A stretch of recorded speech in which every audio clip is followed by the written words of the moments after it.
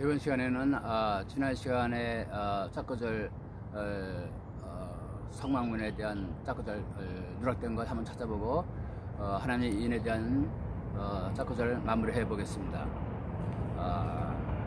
레위기 17장 6절을 보겠습니다.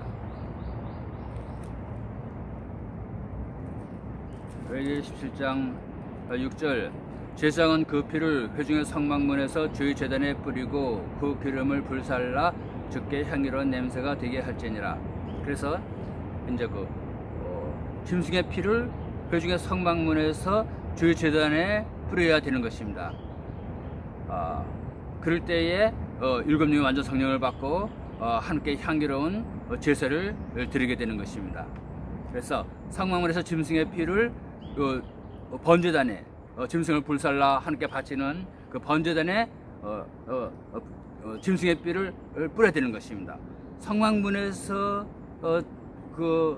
피를 번제단에 뿌린다. 피를 뿌려서 그 피 묻은 숯불로 향로에 담아서 제수소 안에 들어가서 금향단에 연기를 피워서 언약궤를 가려야 되는 것입니다. 그래서 이제 이것이 레위기 10장의 지난 시간에 찾아본 거죠. 10장 1절 아론과 아론의 아들 나답과 아비후가 각각 향로를 가져다가 그 안에 불을 담고 그 위에 향을 놓되 주께서 명령하지 아니한 다른 이상한 불을 그분 앞에 드렸더니 불이 주 앞에서 나와 그들을 삼키매 그들이 주 앞에서 죽으니라. 그래서 이상한 불을 드리면은 죽임을 당하는 것입니다. 그래서 어떤 불을 들고 갖고 분향단에 불을 피워야 되느냐? 그 번제단에 불을 취해서 분향단에 불을 피워야 되는데 그 번제단의 숯불은 성막문에서 피를 번제단에 뿌린 그 피 묻은 숯불로 불을 피워야 되는 것입니다. 그래서 10절 보면 주의 기름 부음에 쓸 기름이 너희 위에 쓴적 너희는 회중의 성막문에서 나가지 말라. 그래서 일주일 동안 제사장으로 위임식을 하는 동안 일주일 동안은 성막문에서 나가지 말고 성막문에서 있어야 되는 것입니다. 그래서 이제 성막문에 머문다. 또 회중의 성막문에서 짐승의 피를 번제단에 뿌린다. 이것이 같은 뜻입니다.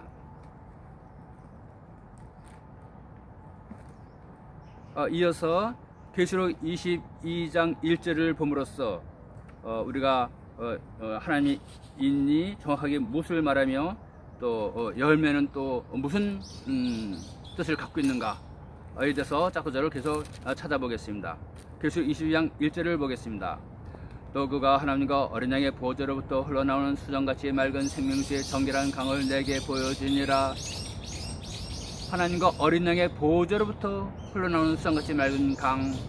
그런데 이제 이것은 우리가 지난 시간에 2절을 볼 때에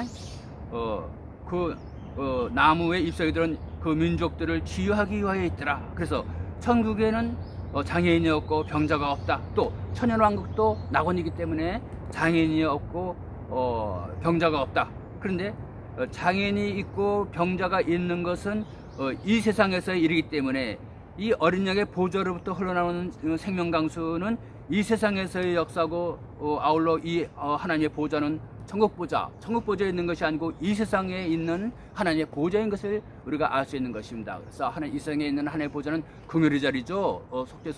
속죄소라고 불리는 긍휼의 자리, 지성소의 안에 들어가면 언약궤가 안치되어 있고 언약궤 위에 두 천사가 날개로 덮고 있죠. 날개로 덮고 있는 곳, 하나님 임재하시는 곳, 여호와의 임재죠. 여호와의 임재가 하나님의 보좌고, 또 예레미야 3장 17절에 보면 예루살렘이 여호와의 보좌라 일컬음을 받는다 그러죠. 그래서 이 보좌는 예루살렘인 것을 우리가 알 수 있습니다. 예루살렘에서부터 물이 생수가 흘러나온다.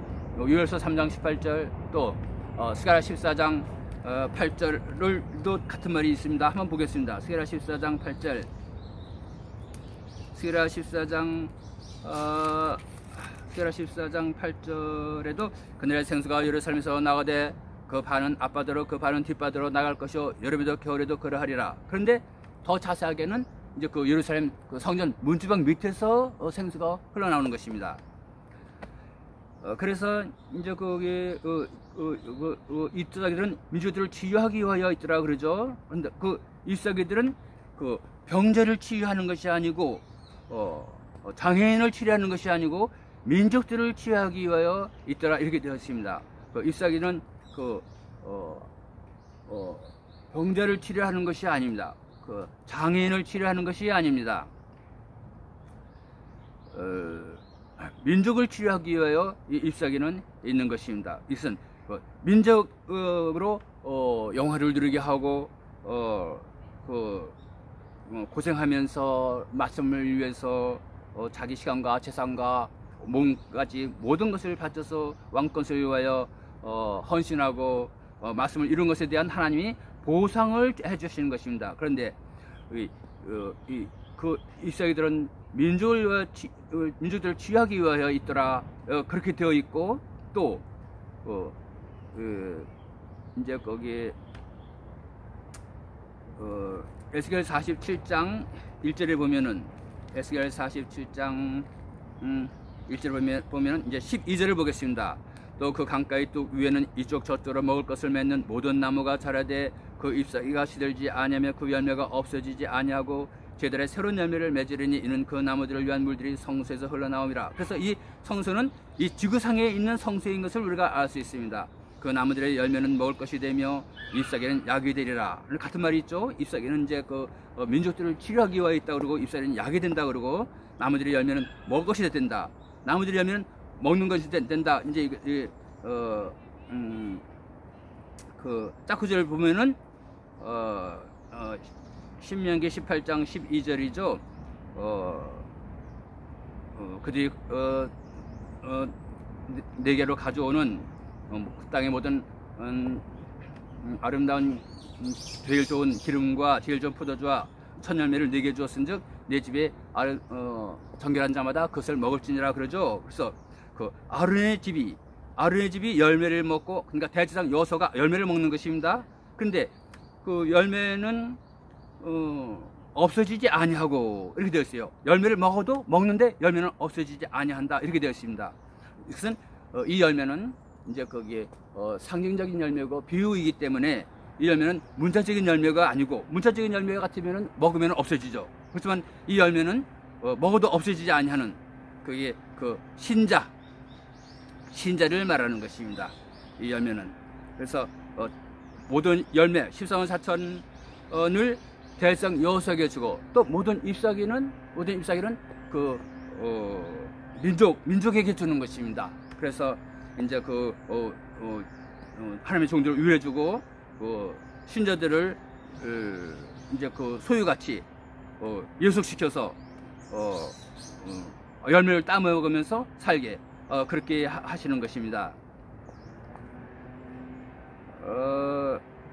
요 이제 그 열매에 대한 짝구절을 계속 한번 찾아보겠습니다. 민수기 18장 12절 민수기 18장 12절 우리가 지난 시간에 한번 찾아봤습니다. 민수기 18장 12절 그들이 주께 드리는 것 중에서 가장 좋은 기름과 모든 성경은 종말을 설명하고 있다 그러죠. 이사 46장 10절 그래서 가장 좋은 기름은 이제 그 종말의 일곱 령의 완전 성령이죠. 가장 좋은 포도주는 이제 선지서와 계시록입니다. 종말의 말씀이기 때문에 선지서와 계시록입니다. 첫 열매를 네게 주었습니다. 첫 열매는 이제 짝구절 찾아보면은 이제 계시록 14장하고 이제 그 7장에 14만 4천이 첫 열매로 나오죠. 그래서 14만 4천을 첫 열매를 네게 주었은즉 대제사장 여호수아에게 주었다 이 말이죠. 아론에게 주었다 이 말은 종말의 대제사장 여호수아에게 주었다 이 말입니다. 그래서 여호수아에게 예속되어서 여호수아와 그 두 교회로 하나님의 교회를 세우고 또 대제사장 여호수아와 여종들의 그 아름다운 그 연애 스토리를 여기서 설명하고 있습니다. 13절 그들이 주께 가져오는 그 땅에 처음 익은 열매는 무엇이든지 내 것이니 내 집에 정결한 자마다 그것을 먹을지니라. 그래서 대상 여호수아가 처음 익은 열매를 따먹어라. 근데 그 열매는 영적인 열매요, 먹어도 없어지지 아니하는 열매다. 그래서 이제 이것을 우리가 이제 그 열매가 성경에 어떻게 나타나는가에 대해서 짝구절을 찾아봄으로써 열매에 대한 일을 우리가 더 자세히 알 수가 있습니다. 아가서 2장 3절을 보겠습니다.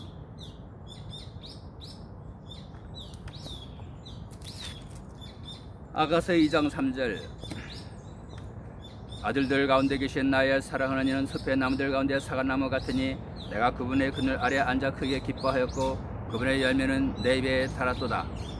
그래서 이 솔로몬 왕의 연인 술람미 여자, 다시 말해서 야곱종, 예수님이 종말의 말씀과 성령으로 임하는 자, 예수님과 한 몸을 이루고 있는 자, 법을 주고 있는 자, 7명의 완전 성령을 주고 있는 자, 야곱종, 대제사장 여호수아가 예수님의 그 열매, 신자들이죠. 신자 열매, 종말의 열매니까 14만 4천입니다. 14만 4천의 열매는 내 입에 달았다. 그 열매를 따먹는다 이 말이죠. 그 열매를 따먹어도 그 열매는 문자적인 열매가 아니고 영적인 열매이기 때문에 먹어도 없어지지 아니한다. 이제 이런 말이 있습니다. 그것은 이 따먹는다는 말은 무슨 말인가? 이제 6절을 정확하게 이제 설명을 하고 있습니다. 그분께서 왼손으로 내 머리를 고으시고 오른손으로 나를 껴안으시는도다. 그래서 예수님이 교회와 이제 그 한 몸을 이루고 있는 그러한 장면을 여기서 보여주고 있습니다. 그래서 따먹는다는 것은 예수님과 한 몸을 이룬다는 것이다. 그런데 예수님은 종말의 말씀과 성령으로 임하시는데 어떻게 한 몸을 교회와 한 몸을 이룰 수 있는가? 이제 아가서 우리가 지난 시간에 공부한 대로 아가서 7장 10절 보면은 합한채가 향기를 뿜어내고, 합한채는 이제 중동의 정력제죠. 중동의 인삼이죠. 한국말로 하면은 홍삼이 향기를 뿜어내고 홍삼차가 향기를 뿜어내고, 이제 그 말입니다. 같은 말입니다. 우리의 성문들에는 온갖 아름다운 열매가 있나니 새우가 오래된 것이라 오 나의 사랑하는 이여 이것도 내가 당신을 위하여 쌓아둔 것이니이다. 그래갖고 대표종 야곱종 대성 여호수아와 그 사랑의 교제를 나누어야 예수님께 바쳐지는 제물이 된다. 예수님께 바쳐지는 열매가 된다. 우리가 이렇게 해석할 수 있습니다. 그 다음에 이제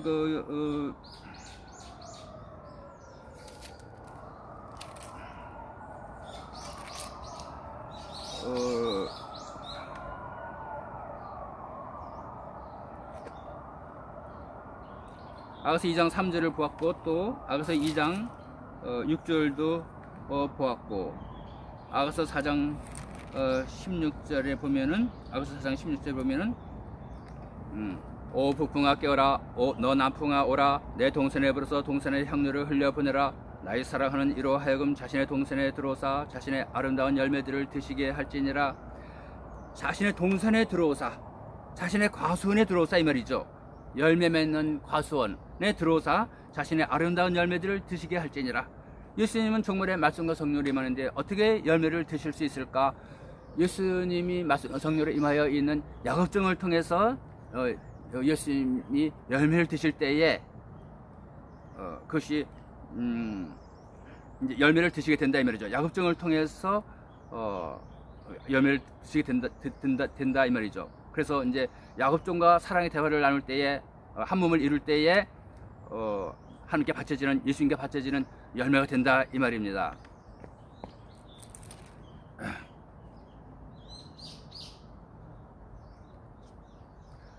에베소서 5장 31절을 보겠습니다. 에베소서 5장 31절. 에베소서 5장 31절 30절부터 읽어보면, 이는 우리가 그분의 몸과 그분의 살과 그분의 뼈들에 속한 지체들임이라. 이런 까닭에 남자가 자기 부모를 떠나 자기 아내와 결합하여 그 둘이 한 육체가 될지니 이 신비가 크도다. 그러나 내가 그리스도와 교회에 대하여 말하노라. 그래갖고 우리는 예수님의 한 지체라. 그래서 남자가 자기 부모를 떠나 아내와 결합하여 둘이 한 육체를 이루라. 이 말이 청춘 남녀의 결혼이 아니고 결혼에 대해서 말하는 것이 아니다. 내가 그리스도와 교회에 대해서 말한다 이 말이 그렇게 설명하고 있죠. 32절에 이 신비가 크도다. 이 비밀 개혁성경에는 비밀로 되어 있죠. 이 비밀이 크도다. 이것이 큰 비밀이라 이 말이죠. 청춘 남녀가 결혼하는 것은 아무런 비밀이 아닙니다. 조그만 어린아이들도 다 알고 있어서 남녀 7세 부동석 그러죠. 7살만 되면 청춘 남녀가 결혼하는 것을 다 알고 있습니다. 남녀의 결혼은 비밀이 아닙니다. 그런데 종말에 남정과 여정이 연합해서 한 몸을 이루고 교회를 세우는 것, 교회를 세우는 것은 큰 비밀이라 이러죠. 그래서 이 하나님이 아담을 창조하시고 또 이브를 창조하셔서 아담의 갈빗대로 이브를 만드셔서 아담을 돕게 하시고 그러고 하시는 말씀이 땅을 정복하라 그러죠. 땅에 충만하라, 땅을 정복하라 그러죠. 구약의 땅은 걸어다니는 땅,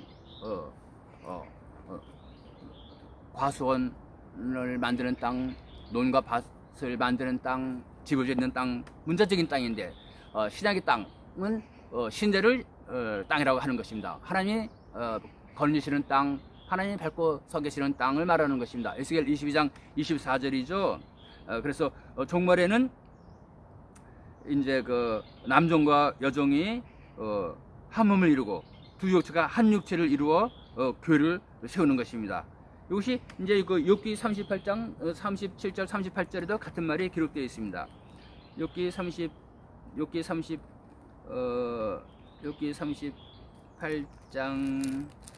38장 37절 38절을 한번 읽어보겠습니다. 누가 지혜로 구름을 셀 수 있겠느냐? 구름은 예수님이 구름 타고 오는 게 아니라 구름은 세울 수 있는 것입니다.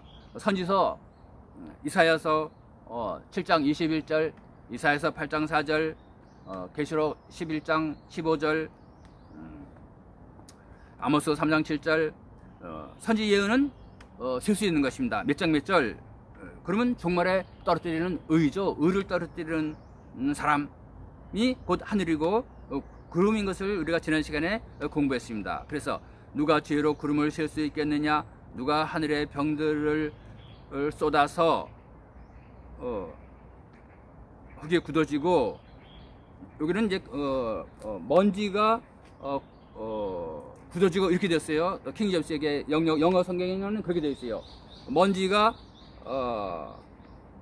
굳어지고 흙덩이들이 서로 단단히 들러붙게 할 수 있겠느냐 이렇게 되는 것입니다. 그래서 구름이 떨어질 때, 그러면 이제 그 우기에 비가 올 때에 이제 비를 떨어뜨리죠. 비가 오죠. 우기에 장마철에 이제 비가 와서 의를 떨어뜨리고 말씀을 떨어뜨리고 말씀을 선포하고, 이 말은 무슨 말이냐? 때가 될 때에 계시록과 선지서가 마지막 종말에 마지막 법으로 나온다, 이제 그 말이죠. 예언의 말씀을 읽고 듣고 지키는 자가 복이 있나니 때가 가까움이라. 마지막 때 종말에는 이 예언의 말씀을 읽고 듣고 지키는 자가 복이 있다 그러죠. 그래서 때가 될 때에는 선지서를 공부하고 계시록을 공부해야 복이 있다 이 말입니다. 그런데 구름이 물을 흘릴 때에, 비를 떨어뜨릴 때는 먼지들이 서로 이제 굳어지고 엉겨 달라붙고 흙덩이들이 서로 단단히 이렇게 들러붙는 것을 우리가 알 수 있습니다. 이 흙덩이는 사람을 말하는 것입니다. 비가 올 때에 흙이 다 이렇게 서로 달라붙고 굳어지고, 이런 사실을 모르는 사람이 어디 있습니까? 어린아이들도 다 알죠. 지극히 당연한 것을 왜 성경에서 말하고 있습니까? 그 영적인 교훈이 그 안에 있는 것입니다. 그래서 비는 때가 돼서 임하는 말씀을 말하죠. 선지서와 계시록을 말하죠. 종말에 선지서와 계시록을 선포할 때에 남정과 여정이 육체적으로 연합해서 교회를 일으켜 세우고 시선사선 한 군데를 일으켜 갖고 공산당을 심판하고 천연왕국을 이루는 것을 우리가 지난 시간에 짝거절 다 찾아보고 배웠습니다.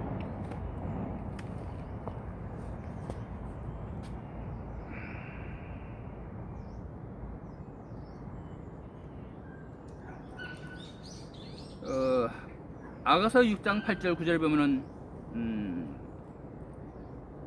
이제 아가서 6장 8절 9절을 한번 보겠습니다. 6장 8절 9절 왕비가 60명이요 후궁이 80명이며 처녀는 수도 없이 많으나 나의 비둘기 나의 털을 펴지지 아니한 자는 오직 하나뿐이로구나. 그래서 이제 예수님께 바쳐지는 열매가 첫 열매가 수도 없이 많으나 예수님의 연인, 예수님의 신부, 질주적이고 좁은 의미의 신부는 예수님의 말씀과 성령으로 처음 임하는 사람, 야곱종, 대제사장 여호수아 한 사람인 것을 우리가 알 수 있습니다. 그래서 또한 야곱족의 그 마지막 그 할례법을 받고 말씀을 받고 그 법을 받는 자 시스만 사천도 이제 예수님께 바쳐지는 열매가 되는 것입니다. 근데 또 왕상 11장 3절에 보면은 열왕기상 11장 열왕기상 11장 3절에 보면은 그에게 아내들 곧 왕비 700명과 후궁 300명이 있더니 그의 아내들이 그의 마음을 돌아서게 하였더라. 솔로몬의 왕비가 솔로몬의 아내가 1000명이다. 왕비 700명과 후궁 300명, 그러니까 1000명이죠. 아내가 1000명이다. 그것은 솔로몬은 다윗의 아들로서 종말의 다윗을 설명하고 있습니다. 스룹바벨이죠. 스룹바벨. 솔로몬과 스룹바벨은 서로 다른 사람이나 영적인 교훈으로서는 같은 사람입니다. 종말에 솔로몬이 하나님의 성전을 건축한 것은 종말에 다윗의 씨가 일어나 맞선 성전을 건축하는 것에 그 예표로 나온 것입니다. 그 모형으로 나온 것입니다. 그럴 때 솔로몬의 아내가 1000명이다. 이것은 대표종 야곱종의 아내가 1000명이다. 그래서 그 온갖 아름다운 열매가 성문에 붙어 있고 아름다운 알곡들이 다 성문에 붙어 있는 것입니다. 그래서 성문이 미가서 1장 9절을 보면은 내 백성의 성문 예루살렘, 그러죠. 성문은 예루살렘을 말하는 것입니다. 예루살렘은 또한 대제사장 여호수아하고 야곱종을 말하죠. 그래서 이제 그 솔로몬의 아내가 1000명이다. 그래서 아내가 그렇게 많다는 것은 대표종과 육체적 관계를 갖고 사랑의 대화를 나눌 때에 예수님께 바쳐지는 열매가 된다. 이제 이런 교훈을 성경에서 가르쳐주고 있습니다. 그 다음에 이제 계시록 7장 계속 진도를 나가서 계시록 7장 계속 진도를 나갈 때에 9절을 보겠습니다. 7장 9절. 일 후에 내가 보니 보라, 모든 민족과 족속과 백성과 언어에서 아무도 능히 셀 수 없는 큰 무리가 나와 흰 예복을 입고 손에 종려나무 가지를 들고 보좌 앞과 어린 양 앞에 서서 큰 음소로 외쳐 이르되 구원이 왕 보좌에 앉으신 우리 하나님과 어린 양에게 있도다. 종려나무를 한번 찾아봄으로써 종려나무가 무슨 뜻을 갖고 있는가 에 대해서 한번 찾아보겠습니다. 아가서 7장 7절을 보겠습니다. 아가서 7장 7절. 내 키가 이렇게 크니 종려나무 같고 내 젖가슴은 포도송이 같구나. 내 키가 이렇게 크니 종려나무는 아주 키가 크고 맨 나무 꼭대기에 가지가 수평으로 쫙 뻗쳐져 있어서 아주 아름다운 자태를 뽐내고 있습니다. 키가 크다. 이 키가 크다는 것은 영계가 높다. 성경적 지식이 높다. 이제 이 말이죠. 깊은 비밀을 깨달았다. 이제 이 말이죠. 그래서 내 키가 이렇게 크니 이 말은 그 예수님의 아내, 예수님의 신부, 예수님과 한 몸을 이루고 있는 야곱종이 깨달은 비밀이 이렇게 높고 크다 그러죠. 이사야 40장 9절에 보면 아름다운 소식을 전하는 시온이여 너는 높은 산에 오르라. 그러죠. 그래갖고 두려 말고 서로 옆에 유다의 성읍들의 이르기를 너희 하나님을 보라 하라 그러죠. 진리를 깨달을 때에 하나님같이 되어서 말씀을 선포하는 하늘이 되어서 하늘같이 되어서 재림주로서의 심판의 사역을 감당한다 그 말입니다.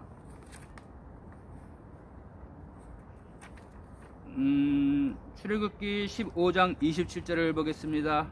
출애굽기 15장 27절. 그들이 엘림에 이르렀더니 거기에 우물 12개가 있고 종려나무 70그루가 있더라. 그들이 물들 옆에서 진을 치니라. 그래서 그 물들 옆에서 진을 친다. 엘림에 이르렀더니 우물 12개가 있고 종려나무 70주가 있다. 이 말은 우물 12개는 12지파를 이스라엘 12지파를 상징하고 종려나무 70그루 나무는 교회를 말하고 신자를 말한다 그러죠. 이사야 5장 7절이고 또 요한복음 15장 5절 나는 포도나무여 너희는 가져라 그러죠. 그래서 나무는 신자를 말하고 교회를 말하는 것입니다. 종려나무 이런 주가 있다. 이 말은 시서만 사천이 이제 광야에서 시서만 사천이 일어난다 이제 그 말이죠. 에스겔 41장 18절을 보겠습니다. 에스겔 41장 18절. 에스겔 41장 18절.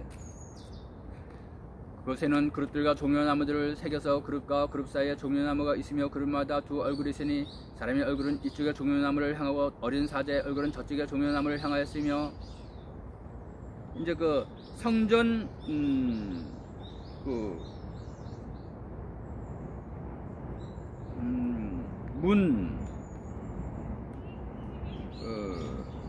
건물 안에 예스겔은 이제 그 영적인 환상 가운데의 예루살렘이라서 그 영적 예루살렘인 것을 알 수 있습니다. 건물 예루살렘이 아니고 에스겔 40장을 보면은 이제 1절부터 읽어보면은 우리가 포로된 지 25년이 되는 해 곧 그 도시가 공격을 받아 무너진 후 14년이 된 해 곧 그 해의 시작이 되는 달 10일 바로 그날에 주의 손이 내 위에 임하여 나를 데리고 그 도시로 가시니라.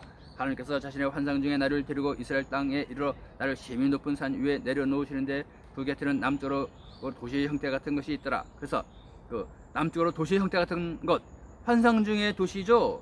환상 중에 하나님의 성전, 영적 성전, 건물 성전이 아닌 영적 성전인 것을 알 수 있습니다. 그래서 이제 그 건물 안에 그 종려나무를 새기고 이제 어린 사자를 새기고 이제 그룹마다 두 얼굴이 있고 이것을 그 성전 영적 성전 안에 새겨놓는다.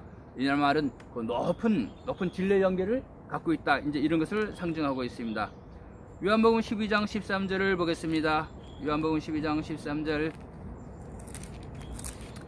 요한복음 12장 13절 12절에서부터 읽어보면은 그 다음날에는 명절에 온 많은 사람들이 예수님께서 예루살렘으로 오신다 함을 듣고 종려나무 가지를 가지고 그분을 맞으러 나가서 외치되 호산나 찬송하로다 주의 이름으로 오시는 이스라엘의 왕이여 하더라. 종려나무를 가지고 예수님이 나귀 타고 예루살렘에 입성하시니까는 예루살렘 사람들이 전부 이 종려나무를 가지를 베고 예수를 맞으면서 호산나 찬송하로다 주의 이름으로 오시는 이스라엘 왕이여 이렇게 찬송하더랍니다. 이 종려나무를 가지고 이 말은 높은 진리의 연계를 갖고 있는 사람, 말씀을 많이 깨닫고 있는 사람, 믿음이 좋은 사람, 진리를 많이 깨닫고 있는 사람이 예수님을 영접한다. 이제 이 말이죠.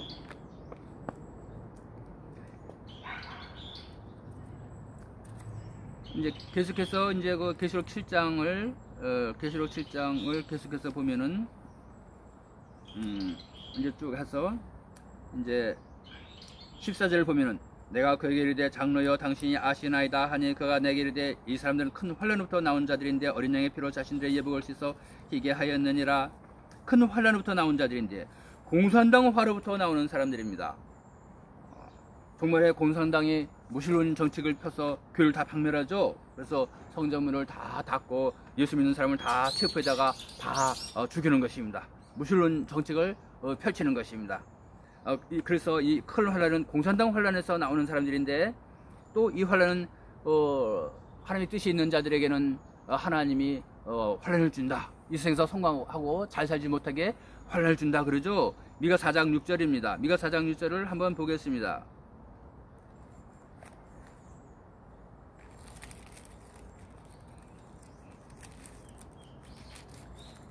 미가 4장 6절 주께서 말씀하시니라 그날은 내가 다리 저는 여자를 모으고 쫓겨난 여자를 모으며 또 내가 괴롭게 한 여자를 모아. 하나님이 괴롭게 한 여자, 하나님이 환란을 준 여자가 있습니다. 여자는 교회를 말하죠. 고린도후서 11장 2절 내가 너희를 정결한 처녀로 한 남편인 그리스도께 드리려고 중매함이로다 그러죠. 사도 바울이가. 그래서 교회를 여자에 비유했습니다. 교회를 처녀에 비유했습니다. 그래서 다리들은 여자를 남은 자가 되게 하며 쫓겨난 여자를 강한 민족이 되게 하고 주가 시온산에서 이제부터 영원토록 그들을 통치하리라. 시온산은 예루살렘 산을 말하고 야곱종 대제사장 여호수아를 말합니다.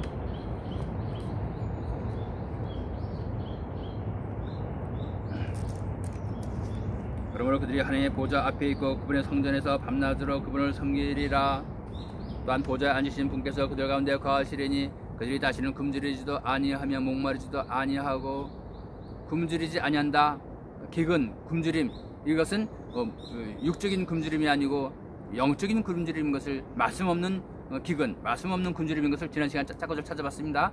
또 육적인 굶주림도 해당되는 것입니다. 하나님의 말씀이 어떻다 하고 문장에 성경에 기록되어 있을 때 그것은 영적으로 일어나고 또 육적으로 일어나는 것입니다. 목마르지도 아니하고 해나 어떤 뜨거운 기운도 그들 위에 내려지지 아니하리니. 해가 나왔습니다. 해의 짝구절을 한번 찾아봄으로써 성경에 나타난 해가 무슨 뜻을 갖고 있는가에 대해서 한번 알아보겠습니다. 민수기 25장 4절,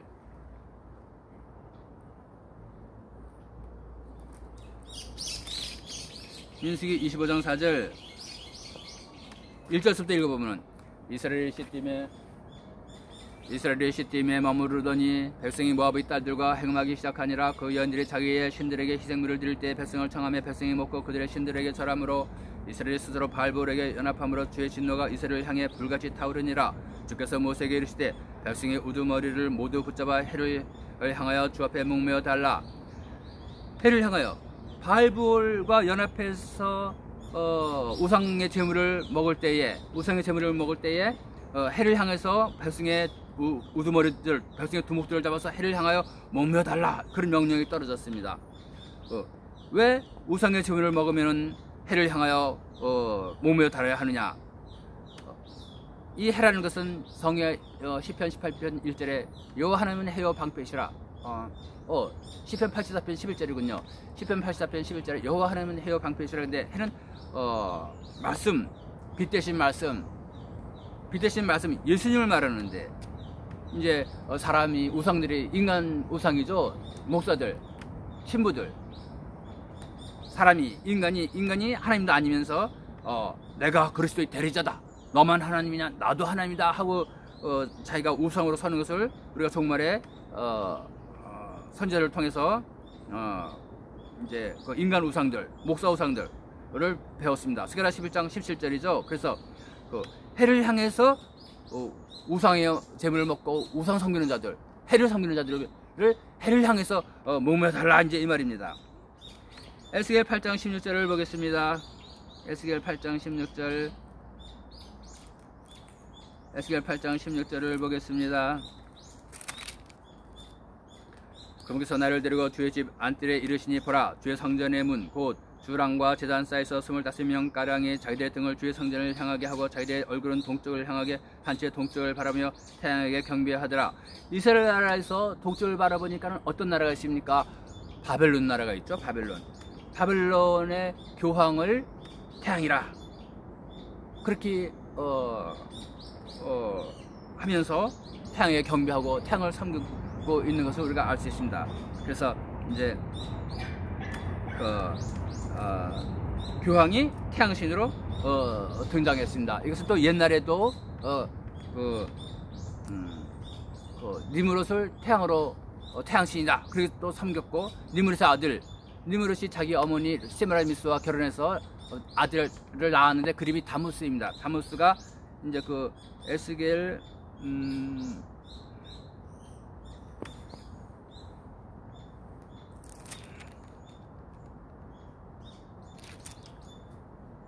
에스겔 8장 14절이죠.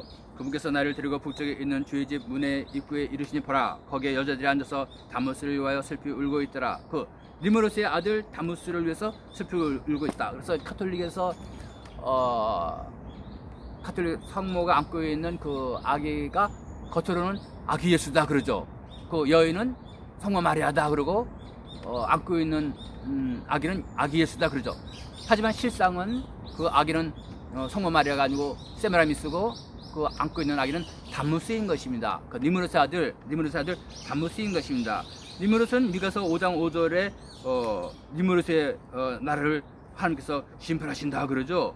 미가서 5장 5절을 한번 보겠습니다. 미가서 5장 5절 이 사람은 평강에 되리라. 그 아시라 사람이 우리 땅에 들어와 우리의 궁궐들을 밟을 때는 우리가 7명의 목자와 8명의 우두머리를 일으켜 그를 치리니 그들이 칼로 아시라 땅을 황폐케 하며 니므롯 땅의 어귀를 황폐케 하리라. 니므롯 땅, 어떤 땅을 니므롯 땅이라고 하는가? 니므롯 땅은 문자적인 땅이 아니라, 구약은 문자적인 땅인데 신약의 땅은 신자를 말하는 것입니다. 교회를 말하는 것입니다. 그래서 니므롯 땅의 어귀를 황폐케 한다. 이 말은 영적인 니므롯 땅, 영적인 니므롯 가톨릭 교회를 말합니다. 가톨릭 교회를 칼로 다 심판하고 박살낸다, 이제 그 말입니다.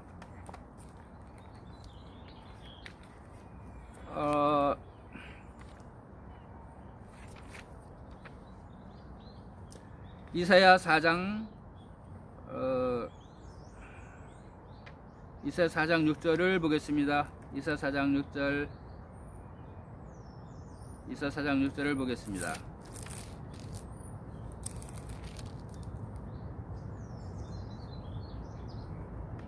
5절부터 읽어보면은 또 주께서 시온산의 모든 거처와 시온의 지폐들 위에 낮에는 구름과 연기를 창조하시고 밤에는 타오르는 불빛을 창조하시리니 이는 모든 영광 위에 방벽을 두실 것임이라. 또 장막이 있어 낮에는 더위를 피하는 그늘이 되며 폭풍과 비를 피하는 피하는 자와 은신처가 되리라.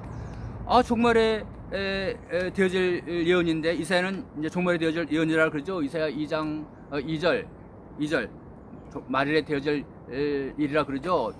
유다와 예루살렘에 관한 환상이라, 말씀이라 그러고 이제 말일에 마지막 날에 이런 일이 있으리라 하고 이제 쭉 예언이 쭉 나가죠. 그래서 종말에 낮에는 더위를 피하고 그늘이 되며 폭풍과 비를 피하는 피난처 은신처가 되리라. 근데 날이 더우면 지하철역에 들어가 있다든가 병원에 들어가 있다든가 시원한 건물 안에 들어가서 더위를 피할 수 있습니다. 집안에서 냉장고 선풍기 틀고 또 에어컨 틀고 더위를 피할 수 있습니다. 왜 여기서 이 더위를 피하는 장막이 있어야 되는 것입니다. 이 장막은 예루살렘을 말하는 것입니다.